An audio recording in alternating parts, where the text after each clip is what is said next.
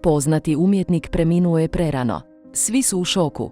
Bila je to jedna od najomiljenijih zvijezda glazbene industrije u kojoj je nastupala. Obitelj, prijatelji i obožavatelji tuguju. Nitko to nije očekivao. Bio je brat još jednog međunarodnog pjevača, a oba brata bila su važna imena u svijetu svjetske glazbe.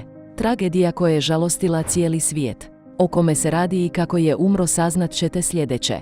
Poznati američki reper Aaron Carter preminuo je u nježnoj 34. godini. Pjevač je pronađen mrtav 5. studenog 2022. u vlastitom domu u Lancasteru u Kaliforniji.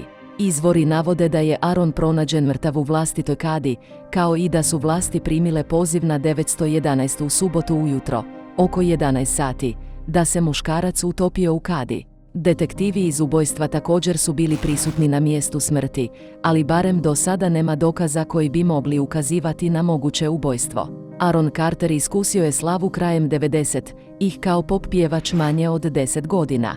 Njegov drugi album kasnije ga je učinio jednim od najomiljenijih repera u Americi. Osim toga, biti Nikov brat, jedan od članova Backstreet Boysa, donio mu je još više prednosti. Kad je bend bio na vrhuncu, Aaron je išao s njima na turneje. Nažalost, zvijezda je bila ljubitelj zabranjenih tvari.